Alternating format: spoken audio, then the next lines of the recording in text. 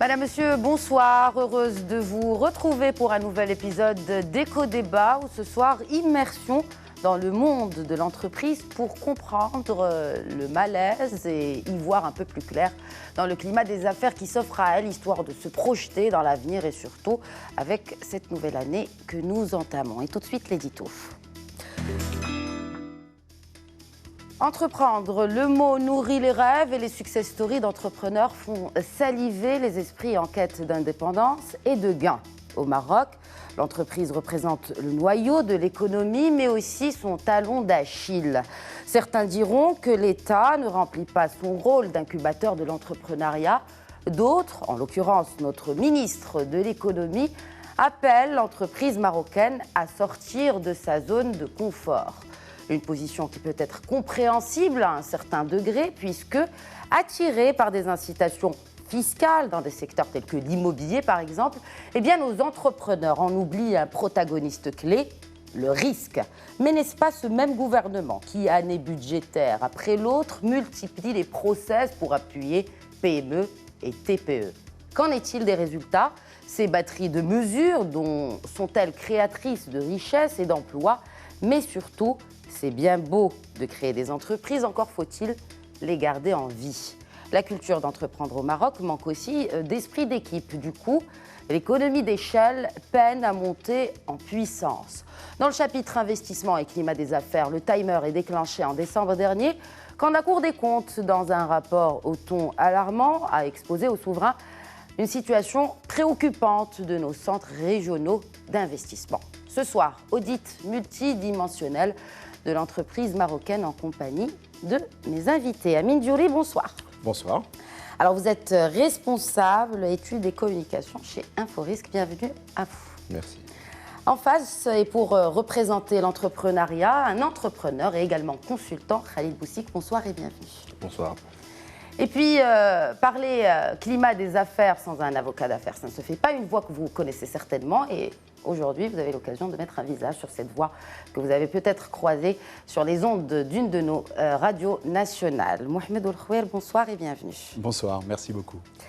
Alors, dans une enquête, en tout cas la plus récente, le cabinet de recherche britannique Oxford Business Group, OBG, a interrogé individuellement plus d'une centaine de hauts dirigeants d'entreprises de beaucoup de secteurs, ou en tout cas tous les secteurs industriels de notre pays, afin d'évaluer le climat d'affaires au Maroc. Parmi les chefs d'entreprise interrogés, eh bien, notez que 70% ont déclaré que leur entreprise était susceptible, même voire très susceptible, de faire un investissement significatif au cours des 12 prochains mois, donc pour 2018. Alors messieurs, quelle est la situation aujourd'hui ?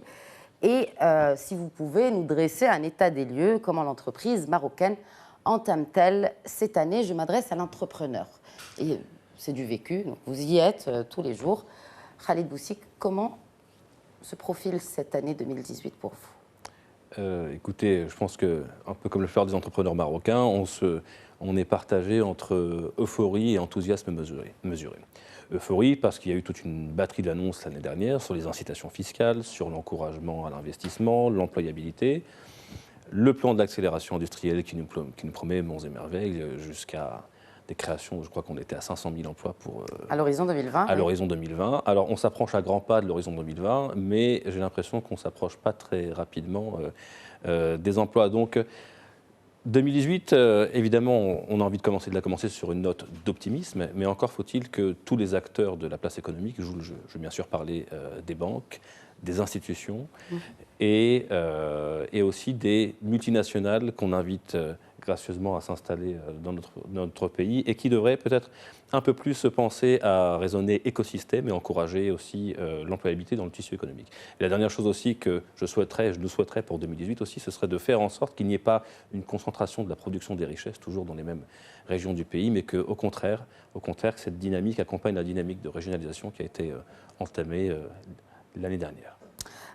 Donc on parle de l'état des entreprises. Amine Diouri, donc vous êtes en constante, en tout cas en contact constant avec cet état des entreprises marocaines. Oui. Selon vous, devrions-nous être optimistes, comme vient de l'évoquer Khalid Boussik, en l'occurrence grâce à ces annonces et à ce projet de loi, en tout cas cette loi de finances qui donne un regard positif pour l'avenir, ou plutôt, il faut rester quand même sur ses gardes, les risques persistent? Alors, effectivement, je suis plutôt mi-figue, mi-raisin. Alors, oui, il faut être optimiste. Maintenant, il y a une batterie de mesures que les entreprises attendent. La principale, pour moi, ça reste toujours la loi sur les délais de paiement. Il y en a une qui concernait les entreprises privées et qui est entrée en vigueur à partir du 20 septembre dernier et qui n'a pas d'effet aujourd'hui puisqu'il manque des arrêtés pour la rendre effective. Aujourd'hui, je rappelle quand même que sur les 8000 entreprises qui meurent chaque année, beaucoup meurent à cause de ce problème de trésorerie, un problème justement de délai de paiement. Donc ça, c'est la première problématique. Aujourd'hui, on n'a pas beaucoup de visibilité là-dessus. On sait juste qu'à partir du 1er janvier, l'État, les entreprises publiques sont aussi concernées par ces délais de paiement, le respect de ces délais de paiement. Et on a vu l'impact l'année dernière, le premier trimestre 2017. On a eu une hausse spectaculaire des défaillances d'entreprises, justement parce qu'on n'avait pas de gouvernement, parce que les délais de paiement sur les marchés publics avaient augmenté de manière exponentielle, et on a vu une concentration massive d'entreprises défaillantes. Donc on voit l'impact des délais de paiement sur la survie d'une entreprise. Ça, c'est le premier aspect. Deuxième aspect, effectivement, toutes les mesures qui ont été annoncées par les lois de finances, la loi de finances 2018, il y en a effectivement beaucoup qui sont intéressantes. Je citerai entre autres l'entrée en vigueur de l'IS progressif qui devrait permettre à l'entreprise d'avoir un peu plus d'oxygène au niveau de sa trésorerie. Il y a aussi énormément d'annonces au niveau du financement des entreprises. Je citerai par exemple l'entrée en vigueur du fonds Innovinvest pour financer justement les entreprises innovantes qui souhaitent croître. Donc ça aussi, c'est une très bonne chose. Donc voilà, il y a beaucoup de choses qu'on attend. Je pense que 2018 sera plutôt une année où on va voir. On va attendre. Observer. On a passé quand même une année 2017 d'attentisme pur et dur. Mohamed El Khouer. Oui, alors moi j'ai une vision un peu différente. Je suis assez déçu par cette loi de finances puisque je n'y vois que des mesurettes. Je n'y vois pas de mesures de fond, je n'y vois pas de projet réel porté par cette loi de finances, qui est quand même, il faut le rappeler, la première loi de finances de ce nouveau gouvernement. Oui. Donc un nouveau gouvernement qui arrive, il va tracer des lignes, nous montrer la direction, nous afficher une ambition. Je ne vois rien de tout cela. Je vois des mesures administratives, quelques allègements d'impôts, quelques mesures incitatives. Mais est-ce qu'il y a un effet d'entraînement? Est-ce qu'on se dit, ils sont en train de mettre en place et de construire quelque chose qui va nous permettre de relever les défis qui sont ceux du Maroc d'aujourd'hui, le chômage, qui est quand même fondamental, la formation, qui est sans doute liée à celui-là, les dysfonctionnements administratifs récurrents, qui ne sont pas un constat que je pose moi, mais qui est partagé par tous, et en dernier lieu lors des discours royaux de l'année 2017. Est-ce que cette loi de finances, qui est quand même la ligne directrice, la colonne vertébrale de l'action gouvernementale sur l'année à venir, répond à tout cela? Je ne le crois pas. Et c'est pour ça que je suis plutôt déçu par ça, parce que je me dis, si c'est ce qu'ils peuvent faire de mieux pour une première année, qu'est-ce que ça va être les années suivantes? Mais n'est-ce pas une continuité, Mohamed El Khouer, n'est-ce pas une continuité de cette loi de finances 2017? Parce qu'il n'y a pas eu de grands changements, finalement. C'est pour ça que je dis qu'il n'y a rien. C'est pour ça que je dis que je ne vois rien. Les problèmes sont toujours là. Les problèmes sont toujours aussi aigus. La réponse du gouvernement me paraît tout à fait insatisfaisante et ne semble, selon moi, pas être à la hauteur des enjeux auxquels ce pays est confronté. Partout dans le monde, on regarde, voyons là, le cas de la France, des pays qui sont proches, on voit que des mesures de fond sont prises, des mesures concrètes. On est en train de réformer de fond en comble un certain nombre d'institutions et de modes de fonctionnement dans différents pays. Après, on peut voir ça de manière positive ou négative, mais les États-Unis aussi font énormément de changements. Tous ces pays se disent qu'il y a urgence à agir. Ils agissent, certains selon moi dans le mauvais sens, mais en tout cas ils agissent. Chez nous, je ne vois pas. J'ai l'impression qu'on est confortablement installé. On se dit qu'on va activer 2-3 leviers. Ces leviers ne sont pas... je reviens juste à Amine Djoli.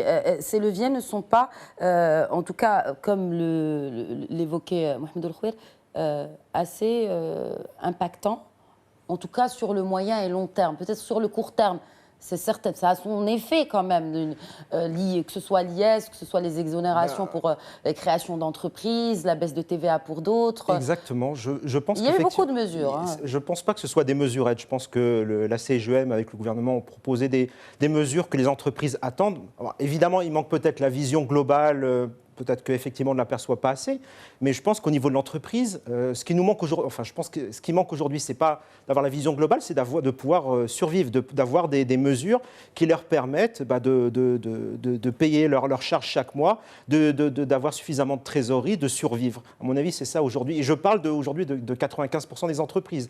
Je ne parle pas des 5% restantes qui sont en bonne santé, qui ont d'autres projets, qui vont innover, qui vont exporter, etc. Je parle de 95% de nos entreprises aujourd'hui qui ont un gros problème qui est le quotidien. Et ces mesures, je pense que pour beaucoup, vont aider justement déjà à tenir la route. À tenir la route. Je pense qu'il ne faut pas non plus cracher dans la soupe. Je pense qu'il y a des choses qui sont à prendre dans tout ça. Khalid Bouzik, donc vous êtes entrepreneur. Est-ce qu'aujourd'hui, puisqu'on parle de risques, puisqu'on parle de difficultés, nous allons bien sûr revenir à ces difficultés, que ce soit les délais de paiement, etc. Mais est-ce que ces mesures vous paraissent-elles bénéfiques pour votre business, in fine ? Alors moi je trouve qu'elles sont plutôt timides et elles manquent d'esprit entrepreneurial. C'est-à-dire que, effectivement, il faut le rappeler, c'est le premier projet de loi de finances de ce nouveau gouvernement et je trouve qu'il n'y a pas eu assez de prise de risque. Vous avez parfaitement raison de rappeler que dans d'autres pays voisins ou avec lesquels nous travaillons beaucoup, il y a des vraies réformes de fond qui sont faites. Il ne faut pas oublier que les 3/4 de notre tissu économique marocain est composé de TPE, de PME et d'informels. Et ce n'est pas toujours pris en compte dans les projets de loi de finances. Là, on a de belles grandes lignes qui sont tracées, mais toujours sans indicateurs et sans sanctions. Alors c'est bien beau d'essayer de sévir sur les délais de loi de paiement, mais s'il n'y a pas de sanctions derrière, s'il n'y a pas d'indicateurs et s'il n'y a pas de vérification, eh bien on se retrouvera en 2019 avec un nouveau projet de loi de finances, avec une nouvelle idée de réforme sur les délais de paiement, sans réelle vérification ou sanction. Les entreprises, comme vous venez de le dire, elles ont besoin de respirer, elles ont besoin de vivre, elles ont besoin de rassurer leurs banques. Et pour ça, elles ont besoin que les donneurs d'ordre ou que les institutionnels jouent le jeu, et pas uniquement sur les délais de paiement, sur les transparences de réponses aux appels d'offres, de consultation et d'ouverture aussi à la concurrence. Est-ce qu'il est possible, Mohamed El Khouer, de contractualiser justement le privé pour qu'il s'engage aussi, hein ? Parce qu'on parle d'engagement de l'État. Vous avez largement critiqué ce rôle de l'État pour faire avancer les entreprises, mais l'entreprise aussi a son rôle dans sa survie, pour avoir sa place. Est-ce qu'aujourd'hui, il n'est pas possible d'avoir un barème pour chaque entreprise, les bons et les mauvais élèves ? Bien sûr, mais c'est justement ce qu'on demande, et je crois que c'est ce qui a été évoqué de manière indirecte à travers ce concept d'informel, et de dire, certains jouent le jeu, on s'adresse qu'à eux, on ne sanctionne que cela. Il y a une très grande partie qui sont dans l'informel, qui échappent absolument à tout type de contrôle, de surveillance ou de sanction. Donc, et naturellement, il faut responsabiliser les entreprises, mais on les responsabilise à partir du moment où on leur explique où on va, quelle est la démarche. L'entreprise, de manière générale, n'attend pas de l'État qui lui donne quoi que ce soit. Elle attend simplement qu'il mette un cadre qui lui permette de travailler sans trop de contraintes. Quand on demande quand le patronat s'assoit littéralement avec le chef du gouvernement pour demander plus de réformes, en tout cas fiscales en l'occurrence, les entreprises en leur demandent aussi. Ce qu'elles demandent, c'est de la prévisibilité et de savoir que les règles seront appliquées de telle ou telle manière. C'est cet élément de sécurité juridique qui est fondamental. Ce que les entreprises ne souhaitent pas, c'est justement d'avoir des changements chaque année sur la manière dont les règles sont appréhendées, sur la manière dont le texte va être appliqué en fonction de l'inspecteur des impôts qui va vous contrôler. Et que si vous êtes contrôlé par X, ce ne sera pas la même chose que par Y, puisqu'il n'applique pas les textes de la même manière. Et ça, encore une fois, ce n'est pas mon analyse personnelle, c'est celle que fait la DGI elle-même, où ils nous disent on va refonder le Code général des impôts pour que ce soit clair, qu'il n'y ait pas trop de marge d'interprétation, qu'il n'y ait pas d'arbitraire. Donc ça, c'est leur texte. Moi, ce que je dis, et c'est pour ça que je ne me sens pas saisi par cette loi de finances et je n'y vois aucun élan, c'est que ça, ce n'est pas des débats qu'on a depuis quelques semaines, c'est des années. Il y a eu des assises de la fiscalité. On s'est dit, on va réunir tout le monde, on va parler avec les experts comptables, les avocats, les chefs d'entreprise. Ça a accouché de quoi ? L'IS progressif ? Ça reste tout à fait marginal. Vous parlez de contractualiser. Contractualisons. Par exemple, l'élément pivot dans notre économie, ce sont les banques. Ces banques-là ne prêtent pas, ou la plupart ne prêtent pas aux entrepreneurs. Ils ne vous prêtent de l'argent que si vous avez autant à leur donner. Donc si j'ai de l'argent, je ne vais pas le demander aux banques. Pourquoi ces banques-là, on ne va pas dire l'IS pour elles, il ne doit pas être de 30%, mais il va être de 50 ou de 60, et on pourra naturellement aménager cela s'ils s'engagent et respectent un certain nombre de critères de mise d'argent sur le marché, de prêts aux entreprises, d'encouragement à l'investissement. On est tous obligés de mettre l'argent dans nos banques.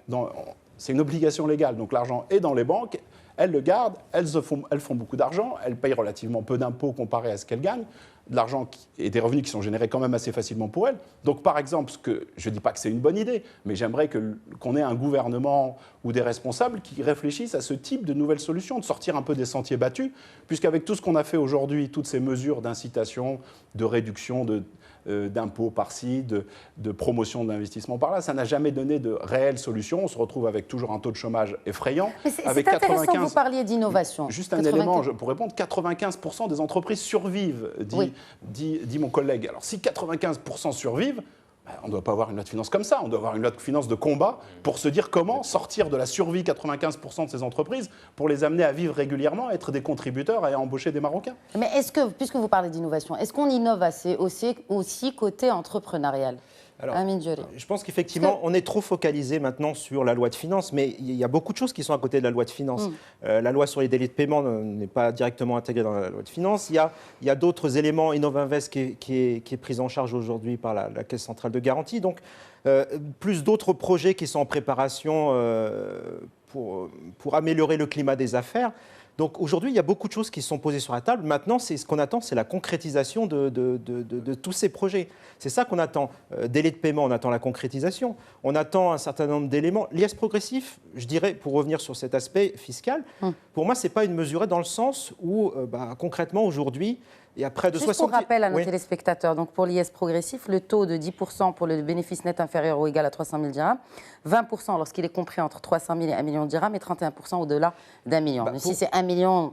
1 million 5 ou 1, exactement. L'ancien barème faisait qu'en gros, si vous aviez 300 000 de résultats avant impôt, vous payiez 30 000 dirhams. C'est ça. Vous passez à 301 000 dirhams, vous payez 20%. C'est ça. Maintenant, avec l'IS progressif, vous restez toujours sur 300 000 à 10% et les 1 dirham au-dessus vont être payés sur un barème de 20%. Oui. C'est ça l'intérêt, parce qu'aujourd'hui, on sait quand même qu'auprès de la DGI, 70% des entreprises déclarent de manière massive un résultat imposable négatif. Donc 30% payent et les 70% ne payent pas. Et c'est ça aussi, à un moment donné, il faut être aussi égalitaire au niveau de la perception des impôts. Il faut faire en sorte que tout le monde contribue de manière égalitaire à l'impôt et aux recettes de l'État. Après, se pose la question de l'inclusion de l'informel. Ça, effectivement, c'est une vraie problématique et ça demande une vraie volonté de l'État. Alors, effectivement, c'est très difficile de manier la carotte et le bâton. Surtout le bâton, on a peur de se retrouver on se retrouvait en 2011 avec ce qui s'est passé en Tunisie si on tape trop fort sur l'informel. Donc on essaye d'inclure cet informel de manière douce, progressive, justement via les mesures fiscales, notamment l'IS progressive, pour leur dire, écoutez, on va moins vous taper dessus si vous vous déclarez, vous paierez des impôts, mais moins qu'avant. C'est ça l'idée aussi, c'est d'inclure en douceur ce secteur de l'informel qui aujourd'hui nous échappe complètement. Mais je pense que je peux me permettre que pour ça, il faut aller aussi un peu plus loin. C'est-à-dire qu'on ne peut pas, en tant qu'entrepreneur, regarder ce projet de loi de finances uniquement par le prisme comptable ou fiscal. Je suis d'accord, bien sûr. Pour l'informel, par exemple, je pense qu'il faut aussi inviter l'éducation et la formation. On doit encourager nos jeunes à avoir une logique entrepreneuriale, et ce, depuis le plus jeune âge. C'est-à-dire qu'au collège, au lycée, je dois être capable de me projeter en me disant je peux créer une entreprise, je peux créer de la valeur, je peux créer de la richesse. Parce que le grand oublié, je trouve, pour moi, enfin les grands oubliés de ce projet de loi de finances, c'est l'emploi et la formation. Ça ne suffit pas de juste exonérer ou d'inciter fiscalement les entreprises. Il faut aussi les encourager à créer de la valeur. Et on crée de la valeur avec le capital humain aussi.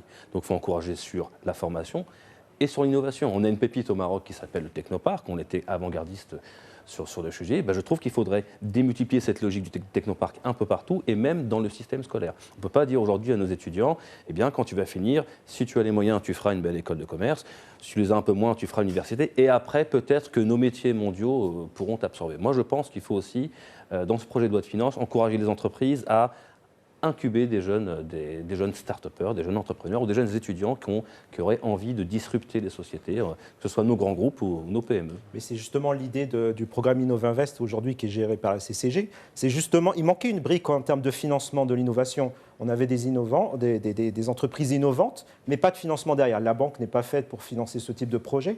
Aujourd'hui, avec les fonds, on parle de 700 millions de dirhams qui sont posés sur la table, donc avec tout un écosystème qui est créé autour de la société innovante. Logiquement, on doit être capable justement de faire ressortir ces startups, de donner de voir éclore des startups et de donner des modèles à nos jeunes justement pour leur dire créez votre entreprise, demain vous pourrez devenir la future Google ou peu importe. Mais ce fonds, pardon. Oui, je vous en prie. Ce fonds exclut l'informel. On aurait pu envisager une petite fenêtre pour permettre à ces gens qui sont dans l'informel de pouvoir aussi se projeter et commencer à rentrer dans les clous et aussi apporter leur contribution. Alors, puisqu'on parle d'entreprendre, il y a cet aspect de risque. Quels sont aujourd'hui les risques qui sont récurrents? Mohamed El-Khouer, en l'occurrence, pour l'entreprise marocaine, la PME et aussi la TPE. Est-ce qu'aujourd'hui, on dispose des outils pour prévenir de ces risques? Parce que c'est bien d'encourager l'entrepreneuriat, mais il faut aussi savoir à quoi s'attendre. Mais les risques principaux, c'est nous qui les créons. C'est ça le drame, en fait, dans ce pays. C'est que les risques sont inhérents à l'administration et à son mode de fonctionnement. Et à tout niveau. Vous évoquiez les délais de paiement. Si l'administration avec laquelle vous contractez ne vous paye pas dans les délais, et que quand, malgré ça, vous devez faire une procédure judiciaire, que vous obtenez gain de cause, que l'administration refuse d'exécuter le jugement, comment faire? Et c'est ça le véritable problème, c'est qu'une grande partie des difficultés auxquelles les entrepreneurs sont confrontés dans ce pays résultent d'une démarche administrative incohérente, qui n'est pas compatible avec le mode de fonctionnement de l'entreprise. Vous parliez des CRI, ça c'est pas nouveau, les centres régionaux d'investissement. Nous y reviendrons. Nous y reviendrons en détail parce que c'est en deuxième partie d'émission, certainement. Ça, c'est quand même pour moi un élément fondamental. Ce qu'on attend de l'administration, c'est simplement de ne pas être un frein, de ne pas ralentir pour des raisons parfois ubuesques le fonctionnement et le développement d'un certain nombre d'entreprises. Donc il faut pouvoir avoir un certain... C'est pour ça que je suis assez déçu sur le fonctionnement, je ne vois pas de vision. Et de la même manière, on a quand même une situation où on parle des entreprises. Un des éléments problématiques, c'est la manière dont l'administration fonctionne. Donc ça, on aura l'occasion d'en reparler. Et après, c'est la concurrence. Et la manière dont la concurrence est gérée. On sait qu'on a une économie de rente et on sait qu'on a certains secteurs difficilement accessibles. Et dans une situation comme celle-là, alors que justement on a besoin de régulateurs, le Conseil de la concurrence, qui est le principal régulateur de ce pays, depuis 5 ans, il est en sommeil profond. Oui. Donc comment fonctionner? Vous vous adressez à l'administration, ils ne sont pas en mesure de vous répondre, vous vous dites j'ai un problème, je vais aller voir le Conseil de la concurrence, ils ont une belle villa à Rabat, il y a des fonctionnaires, mais personne ne pourra vous répondre. Il y a même presque plus de fonctionnaires. Quels sont justement, pour revenir à ces risques, il y a ce fameux livre 5 du Code du commerce qui date d'il y a 20 ans en fait. Il n'a pas été, on attend toujours en tout cas une version plus adaptée aux réalités du marché actuellement. Mais on peut carrément dire à Midjouli qu'il ne sert à rien puisque 9 redressements sur 10 finissent en liquidation judiciaire. Exactement, c'est ça la problématique. Est-ce un problème de timing? Est-ce un problème aussi de ne pas connaître ces risques-là, de ne pas peut-être de ne pas leur donner leur vraie importance? Pourquoi? Effectivement, une fois que l'entreprise est rentrée en redressement, le malade est déjà quasi mort. Donc il ne reste plus beaucoup à attendre avant qu'il meure complètement. L'idée, c'est peut-être d'intervenir plus en amont, d'intervenir en termes de sauvegarde, plutôt de prévention du risque de défaillance. Donc il faut des procédures pour ça. Il faut un système qui alerte l'entreprise, qui dise attention, alerte rouge, si vous continuez comme ça, vous allez finir dans le mur.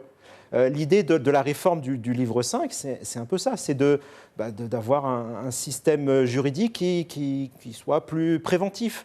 Que on arrive en fin de cycle, la fin est déjà là, l'entreprise est déjà quasi morte. L'idée, c'est vraiment de réformer, d'aller plus en amont en termes de prévention. Mais est-ce que les gens qui sont impliqués dans la réforme de ce fameux livre 5 sont-ils vraiment au courant de la réalité justement de ces entreprises? Vous avez cité le chiffre de 90%. Aujourd'hui, c'est un chiffre qui est constaté par le ministère de la Justice. Donc, ils sont parfaitement au courant, oui. Mais je pense qu'ils le sont. Excusez-moi, la véritable problématique, elle est liée au délai de production des normes. On doit faire des réformes, on en parle tout le temps.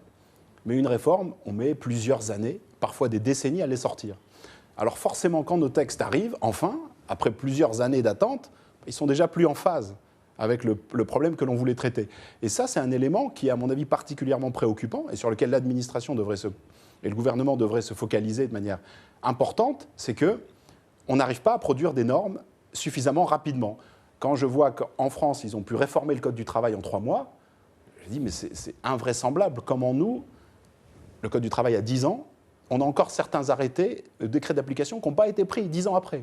Donc on a des textes, des articles du Code du travail qui ne sont pas applicables, qu'on ne peut pas appliquer faute de décret ou de texte d'application. Ça a été évoqué tout à l'heure pour les délais de paiement.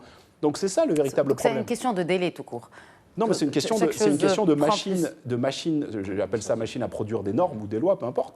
Mais on doit trouver des moyens plus rapides, plus efficaces. On est dans une société et un monde qui va vite. Si nous, la loi, vous évoquiez ce problème du traitement des difficultés des entreprises, on en parle depuis des décennies. On n'arrive toujours pas à le faire. Et on a des exemples criants. Vous voyez la durée que prend la liquidation de la Samir. La Samir, oui. C'est quand même invraisemblable qu'une entreprise comme celle-là, qui était un des fleurons de ce pays, qu'on ne soit pas en mesure de trouver des solutions dans un délai raisonnable. On a 4-5 000 personnes sur le carreau, on a un outil industriel fantastique qui est complètement mis en marge de toute production, et ça dure pendant des années. Je ne comprends pas comment. Je pense que pour le cas de la Samir, il mériterait largement une émission entière. C'est simplement entière. pour illustrer le délai, oui, parfaitement. Cette problématique de délai qui est, à mon avis, le mot le plus important auquel nous sommes confrontés. Et je voudrais juste rajouter une chose pour compléter, c'est que je suis complètement d'accord sur le principe. Aujourd'hui, on ne produit que des coquilles vides en matière de loi. C'est-à-dire qu'on produit une loi, mais il manque toujours les arrêtés pour les appliquer, ce qui fait qu'à la fin, elles sont inapplicables. Très bien. Messieurs, je vous propose de continuer le débat et la discussion juste après cette courte pause de publicité. Merci de rester avec nous. À tout de suite. Madame, Monsieur, bonsoir à nouveau et bienvenue. Si vous venez de nous rejoindre, vous regardez Éco-Débat que nous consacrons aujourd'hui au monde de l'entreprise. Alors juste avant la pause pub, nous évoquions ces difficultés auxquelles fait face l'entreprise marocaine. Et justement, il y a ces délais de paiement qui restent une problématique à laquelle, bien sûr, sont de plus en plus confrontées nos entreprises. Amine Dioli, quels sont les secteurs de l'économie qui sont les plus touchés par ce phénomène des retards de paiement? Avant, c'est l'immobilier, les BTP de manière générale, mais aujourd'hui, ça s'élargit à un spectre plus, enfin, en tout cas, à d'autres secteurs de l'économie. De manière statistique, déjà, on voit une corrélation nette entre délai de paiement et défaillance d'entreprise, et les trois premiers secteurs défaillants sont les trois premiers secteurs qui ont le plus gros problème en matière de délai de paiement, donc effectivement le commerce, l'immobilier et le BTP. C'est toujours les mêmes qu'on retrouve et malheureusement d'année en année, on voit les chiffres augmenter, aussi bien en termes de délai de paiement qu'en termes de défaillance. Et bon, voilà, on ne fait que Et l'assurance crédit, pourquoi on sent quand même qu'il y a une réticence face à cette, si je puis me permettre l'expression, airbag financier, enfin, pourquoi aujourd'hui les entreprises ne font pas vraiment confiance à cet outil? Alors, je dirais que, bon, peut-être que c'est aussi une question de coût, c'est une question aussi de secteur couvert. L'assurance crédit, à un moment donné, sur certains secteurs sinistrés, ne va pas couvrir l'ensemble du portefeuille du client parce que, justement, il veut limiter les risques après de sinistres. Donc, voilà, ça peut être une explication. Maintenant, en matière de couverture du risque, il y a l'assurance crédit, puis on peut aller vers le préventif, c'est-à-dire aller en amont, se renseigner sur son client, sur ses délais de paiement, sur les dirigeants, etc. Et ça, c'est le boulot du renseignement commercial. Khalid Boussik. Alors, ça ne résout pas le problème, mais au niveau de l'assurance crédit, ce n'est pas la solution miracle, parce qu'il y a d'abord les taux, qui sont extrêmement élevés. Et puis c'est un peu le sésame à obtenir, c'est le parcours du combattant pour essayer d'être assurable. Ce sont des seuils pour le moment très très bas, et aussi ça dépend du secteur d'activité dans lequel on se trouve. Si aujourd'hui je suis dans l'automobile, dans les nouvelles technologies, je peux éventuellement prétendre à quelque chose parce que ce sont des secteurs qui ont le vent en poupe, sur lesquels on a mis les projecteurs. En revanche, si je suis dans le bâtiment ou d'autres métiers pour lesquels on ne voit pas encore la vraie valeur ajoutée, eh bien, je peux vous dire que c'est plus que le parcours du combattant, c'est du domaine de l'impossible.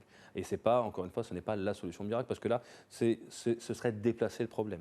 Ce serait, à la rigueur, nous assurer sur une défaillance possible du payeur qu'il ne devrait pas avoir, puisque normalement, il est censé être sanctionné et respecter aussi son engagement, parce que dans la contractualisation, ce sont les deux parties qui doivent respecter. Voilà. Si j'ai fait ma prestation, si j'ai fait mes travaux et autres, je suis censé être réglé. Je ne suis pas censé, dès le départ, me dire que le risque va être multiplié par 5, que je dois d'abord assurer mon règlement à côté, quoi. Et encore une fois, avec des délais, des taux de paiement, des taux d'intérêt qui sont extrêmement élevés pour le moment.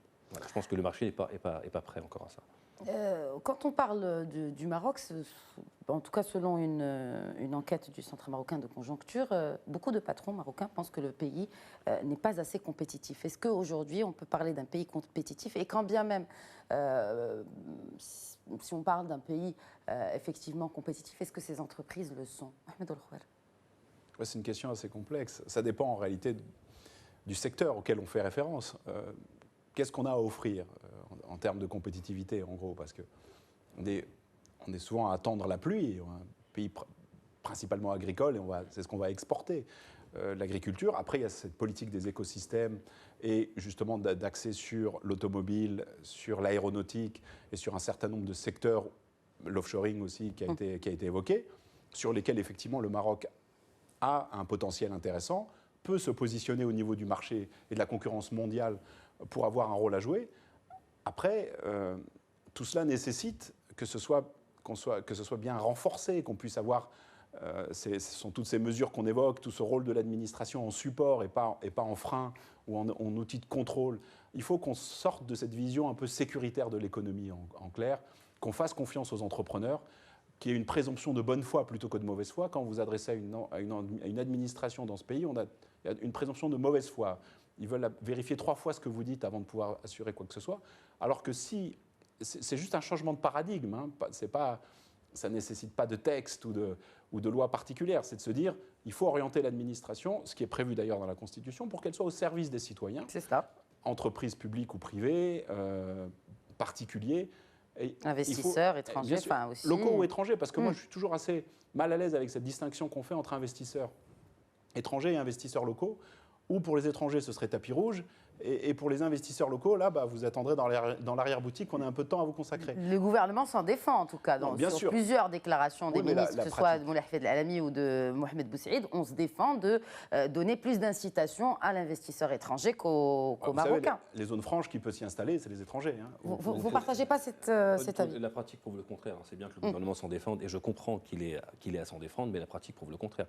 Effectivement, lorsqu'on se rend dans une administration, on doit d'abord essayer de rassurer l'autre et d'expliquer 3-4 fois qu'on est de bonne foi avant de pouvoir avoir quelque chose qui est à la base notre droit, tout simplement. Voilà, comme vous l'avez rappelé, les institutions sont censées être au service des citoyens.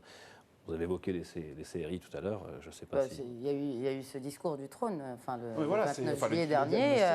Le souverain a clairement pointé du doigt, reddition des comptes, gouvernance, mais aussi ces CRI qui, il l'a expliqué clairement, au lieu de faciliter la tâche aux investisseurs, eh bien, les freinent dans leur élan d'investissement et d'entrepreneuriat.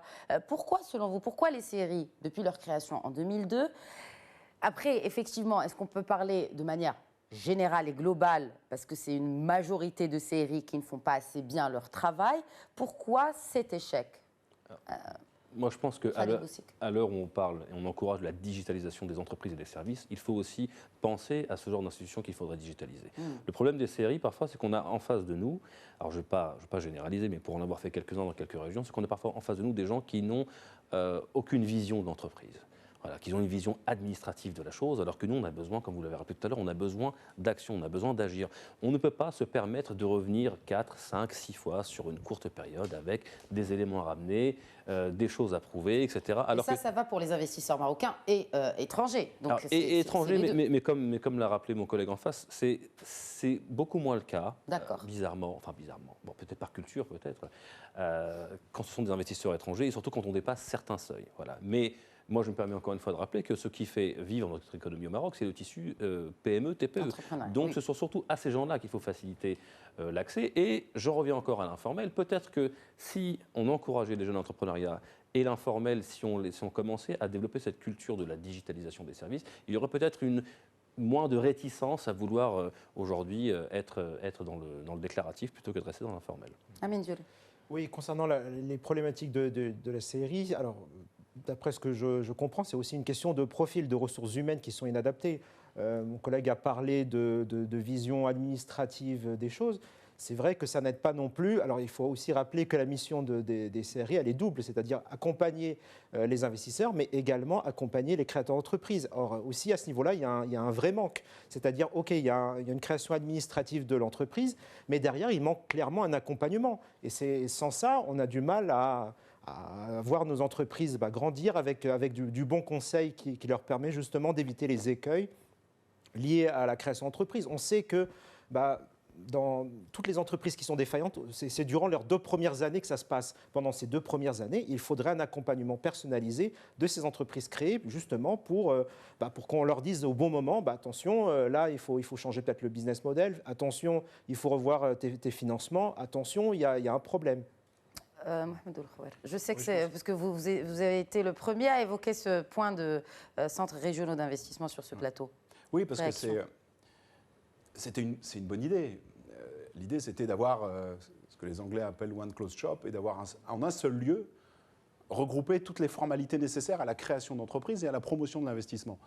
Donc l'idée est bonne, mais malheureusement, comme souvent, que ce soit au Maroc, mais on a un héritage français de ce point de vue-là qui est difficile à surmonter et dont on doit pourtant se séparer, c'est qu'on a tendance à, par de multiples procédures administratives, à briser l'élan, l'énergie des entrepreneurs, de tous ceux qui veulent essayer quoi que ce soit.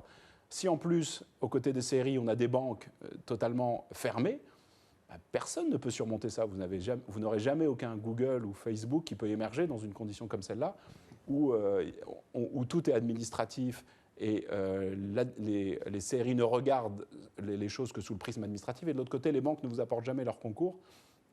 Donc on a une vraie difficulté de ce point de vue-là.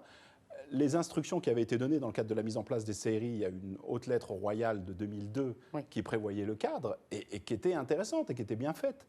Et il fallait notamment, à la création de ces séries, mettre en place une sorte d'autorité ou un haut conseil de surveillance du fonctionnement de ces séries. Ça n'a jamais été mis en place. C'était en pilote automatique depuis... On est en 2018. Depuis 2002. Depuis leur création en 2002. Depuis 2002. Alors il y a cet élément-là qui pose quand même problème, c'est que du coup... Et aucun ministre de l'industrie ou du commerce ou de l'intérieur successif ne s'est dit allons mettre le nez là-dedans et voir ce qui se passe, alors qu'ils reçoivent des réclamations et des doléances systématiques des citoyens et des entrepreneurs à chaque fois. Donc on a cet élément-là. Couplé à ça, on a une situation où on met à la tête de CRI des gens issus uniquement d'un moule administratif spécifique, et le CRI est conçu pour eux comme une étape préalable, un marchepied vers un poste de gouverneur ou de wali. Donc ils sont tous, sauf des fins connaisseurs de l'entreprise, de la mentalité des entrepreneurs, ils sont dans une vision sécuritaire. On est toujours sur cette situation des années 80-90, où on avait un ministère de l'Intérieur pléthorique, et donc on ne voyait l'économie qu'à travers le ministère de l'Intérieur. Et on est resté, à mon avis, dans cette psychologie-là. Et c'est pour ça ce n'est plus la réalité du marché. La réalité du marché est tout autre. C'est plus la réalité du pays, mais c'est toujours la réalité administrative. Et donc, la société civile, les entreprises ont évolué beaucoup plus vite que l'administration. Et donc, on se retrouve dans cette situation où on va demander des choses aberrantes à des entrepreneurs dans le cadre de la création. C'est assez simple. On peut multiplier les exemples, certains auxquels j'ai été confronté moi-même, où on va par exemple expliquer, dans une région du Maroc, qu'on a un projet culturel, donc de développement culturel de la région, autour d'un certain nombre d'œuvres. On va vous dire il faut passer par le CRI, parce que c'est maintenant la nouvelle procédure. Vous passez par le CRI vous dit démontrez-moi la rentabilité financière de votre projet culturel. Je dis, mais c'est un projet culturel, il ne sera pas financièrement rentable, et ce n'est pas le but. Il dit, s'il n'est pas financièrement rentable, on ne peut pas vous accompagner. Je dis, oui, mais le projet est culturel, et votre cadre, ce n'est pas uniquement des projets rentables financièrement, ça peut être du culturel, du social, le cadre est général, parce que dans ces régions-là, c'est une région où il n'y a pas de foncier, donc tout le foncier sont des terres collectives, donc on doit passer par un cadre un peu spécifique. Je ne veux pas rentrer dans les détails, mais on a cette inadaptation d'un certain nombre de fonctionnaires dans certains CRI à comprendre et à saisir les enjeux et les réalités, et ça, c'est un vrai problème. Mais comment expliquez-vous alors que certains CRI font mieux que d'autres, si effectivement tout le personnel est hautement administratif? Non, c'est pas partout, et puis ils sont sous la loupe. Ceux qui fonctionnent bien, c'est plutôt Casablanca, Rabat, on va donner des exemples très clairs. Mais forcément, à Rabat ou à Casablanca, on est très vigilant là-dessus, et vous allez avoir des situations où c'est des investisseurs un peu plus importants, qui ont de l'argent, qui ont des relais, qui peuvent... Pourquoi dans d'autres régions, ce n'est pas le cas? Non, parce que le problème aussi de cette situation, c'est qu'on a tout organisé au Maroc sur la base de est-ce que c'est gros, est-ce qu'il y a beaucoup d'argent, est-ce que vous allez créer beaucoup d'emplois. Si c'est gros, important, vous créez de l'emploi, venez, on va vous aider, on va essayer de lever tous les obstacles, on va même vous dispenser de procédures qu'on appliquerait en matière de droit commun. Par contre, si vous êtes une petite PME, une TPE, un entrepreneur individuel qui a un projet, là, l'accueil, il sera un peu moins chaleureux. Et c'est cela le véritable problème, parce que l'essentiel des projets, c'est cela. Ce sont de petits projets, ce sont des petites entreprises. C'est 95% de notre tissu économique. Oui. Donc le mastodonte qui arrive pour créer 10 000 emplois, ça se produit quasiment jamais. Mais on a orienté notre administration sur cette cible. Donc on ignore tous les autres. Et c'est ça, à mon avis, la véritable problématique. C'est pour ça que je parle d'inadéquation. Ouais. Effectivement, je suis en grande partie d'accord avec ce qui a été dit. Je rajouterai juste une chose. En matière d'accompagnement, donc on parlait de créer des Google, Facebook marocains. Il faut savoir aujourd'hui qu'il y a un tissu d'entreprises innovantes qui existent aujourd'hui. Mais leur problème, c'est le financement. Ce n'est même pas l'accompagnement en tant que tel, puisqu'il existe une centaine d'incubateurs au Maroc. Le problème, c'est le financement. C'est le préamorçage, c'est l'amorçage. C'est-à-dire... C'est le crowdfunding, par exemple, qui n'existe pas chez nous. Alors, en tout cas, dans le cadre légal, n'existe pas. Exactement, le crowdfunding, on en parle pour cette année. Ça fait partie des lois qu'on attend avec grande impatience, effectivement.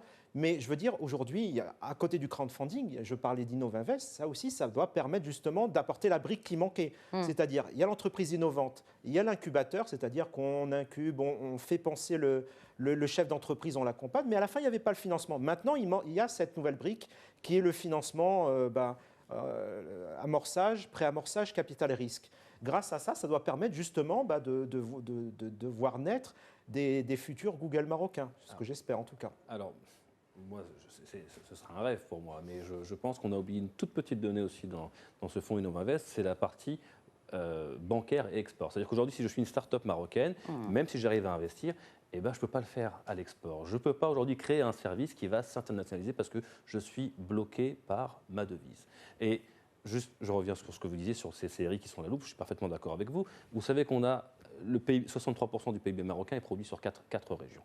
Et le fonctionnement des bons séries, comme par hasard, se retrouve aussi sur ces 4 régions. Lorsque vous sortez un peu de ces régions où il y a par contre, et vous allez dans d'autres régions où il y a un fort potentiel, eh bien cette logique de bon fonctionnement de séries n'existe pas. Alors je ne parle même pas encore de l'appréhension du fonds Innovinvest, de savoir ce qu'on pourra en faire dans certains milieux, c'est du domaine du fantasme. Mais ce fonds Innovinvest, pour moi, rejoint encore ces grandes lignes de projet de loi finance qui sont de belles annonces, qui font rêver beaucoup de monde. Mais quand vous regardez entre les lignes, quand vous êtes un spécialiste du domaine, je peux vous dire qu'aujourd'hui, il n'y a aucune start-up marocaine qui peut se projeter dans une dimension mondiale ou ne serait-ce qu'africaine avec les dispositions qu'il y a aujourd'hui. Et il n'y a pas que pour le crowdfunding, il y a ce débat autour du Bitcoin, des crypto-monnaies.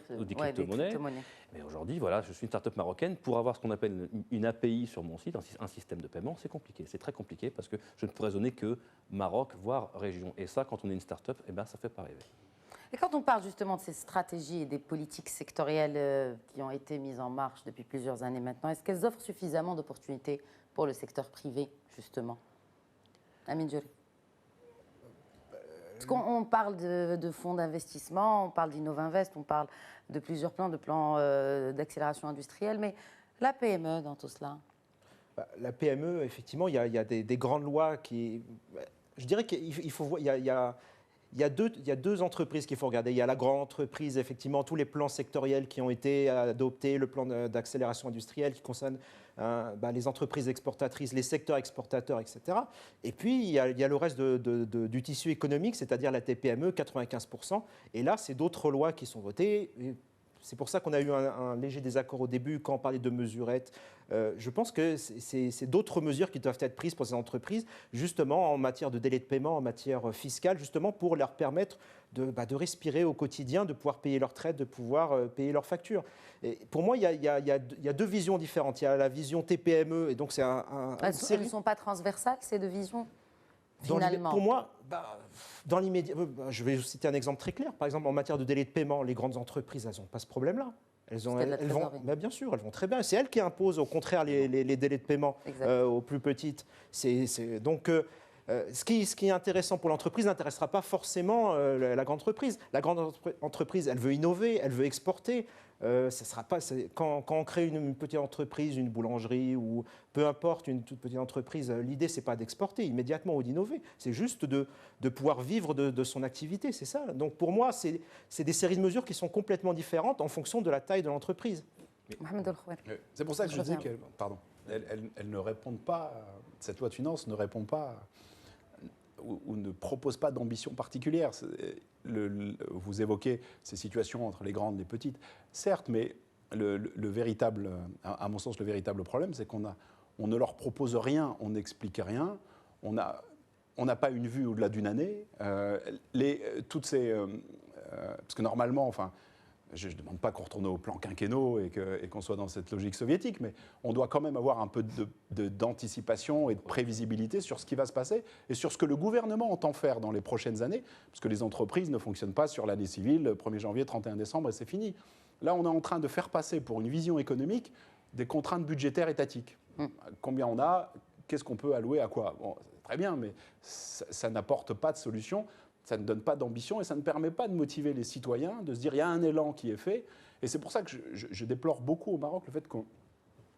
Je dénonce beaucoup le nationalisme à l'étranger. Au Maroc, on n'en a pas assez. On devrait être un peu plus nationaliste, regarder un peu plus justement ces entreprises, pas uniquement celles qui seraient exportatrices, qui vont être dans des zones franches fermées, réservées aux étrangers ou aux MRE. Et d'ailleurs, ces entreprises... En parlant de MRE, on a un exemple justement de Marocains qui résident à l'étranger, et parce qu'il nous reste peu de temps. Et puis, ce serait bien qu'on parle aussi de cette frange d'entrepreneurs. D'abord, qu'est-ce qui vous avait motivé pour entreprendre au Maroc? Et puis, finalement, est-ce une bonne expérience? Alors, c'est une très bonne expérience. D'abord parce que quand on vient de la France au Maroc, évidemment, les standards, on se retrouve sur les mêmes standards, et puis ça, c'est assez facile de reprendre ces marques. Ce qui manque un peu, c'est de la pédagogie et de l'information. Effectivement, les grandes entreprises, elles ont... Vous rejoignez le point évoqué par Mohamed. Je vous rejoins parfaitement. Il nous manque de la pédagogie et de l'information, parce que quand bien même ces mesures de loi de finances et autres seraient incitatives et intéressantes, encore qu'il faudrait-il le savoir.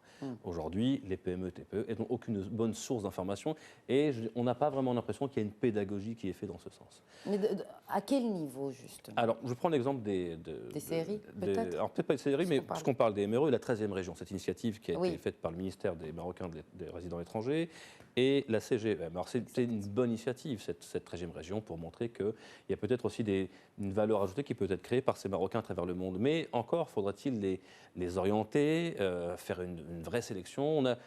L'initiative est bonne, mais on a eu un peu de tout. Alors, pour moi, il ne suffit pas d'avoir une entreprise en France ou en Belgique pour pouvoir penser, projeter ou créer de la valeur au Maroc. Non, il faut commencer à cultiver un vrai réseau de Marocains à travers le monde et ensemble voir de quelle façon on pourrait répondre aux vraies problématiques qui sont, pardon de le rappeler, mais l'emploi et la formation. Voilà. Et pour moi, ces premières créations de valeur, elles doivent se trouver d'abord sur l'emploi et la formation et aussi sur la mobilité. On a des étendues dans notre pays qui ne sont pas exploitées avec un fort potentiel. Et si on veut encourager cette mobilité positive, il faut aussi encourager les Marocains qui résident à l'étranger à se projeter dans différentes régions du royaume, autres que celles constamment évoquées, qui sont le Grand Casablanca, Tanger, Agadir et Rabat. Donc l'expérience est bonne, elle est enrichissante. Je déplore juste un manque d'information et un manque de pédagogie à notre égard. On est quand même toujours vu, Marocains résidant à l'étranger, même quand on est de retour au pays, comme étant des éléments, des pièces rapportées, alors qu'on est partie intégrante de la dynamique du pays. Pour justement clore cette discussion, j'aimerais avoir les projections de chacun de vous pour l'année qui commence, et en l'occurrence avec tous ces aspects que nous avons évoqués lors de cette discussion. Comment cette entreprise pourrait peut-être avoir une meilleure année, un meilleur cru que 2017, en sachant que, nous avons un gouvernement, ou presque, et nous avons une loi de finances. Nous commençons l'année, contrairement à 2017, avec une loi de finances. Amine Djordi. Très honnêtement, je suis très attentiste par rapport à 2018. Les prévisions ne sont pas nécessairement très bonnes en matière de croissance économique, en matière de défaillance d'entreprise, en matière de délai de paiement. J'attends de voir déjà ces éléments pour moi qui sont primaires, j'ai envie de dire, c'est-à-dire que tant qu'il n'y aura pas d'amélioration en matière de délai de paiement, les entreprises continueront de souffrir et il n'y aura pas d'innovation. Je parle de la TPM, mais je ne parle pas de la grande. Il n'y aura pas d'innovation, il n'y aura pas d'exportation, il n'y aura pas de croissance intrinsèque de l'entreprise marocaine. Donc j'attends de voir. Mohamed El Khouer. Alors, moi, je pense qu'on a beaucoup trop attendu et qu'on doit maintenant, il est indispensable de se retrousser les manches et d'agir rapidement, avec célérité et efficacité. Un dernier mot, Khalid Boussik. Alors, moi, j'ai envie de dire qu'après l'euphorie de 2017 et les grandes annonces, j'ai envie de dire qu'on doit faire place à un optimisme mesuré pour 2018, avec peut-être que les institutions soient un peu plus à l'écoute du privé et un peu plus dans l'action. Effectivement, comme vous le disiez, réduire le temps juridique et passer plutôt au temps de l'action et à l'exigence de résultats. Messieurs, merci beaucoup d'avoir accepté l'invitation de Médiane TV, de partager avec nous toutes vos analyses et vos éclairages. Merci à tous de nous avoir suivis. Je vous donne rendez-vous la semaine prochaine pour un nouveau numéro d'Éco-Débat, votre rendez-vous avec le monde de l'économie et de la finance sur Médiane TV, Médiane TV Afrique.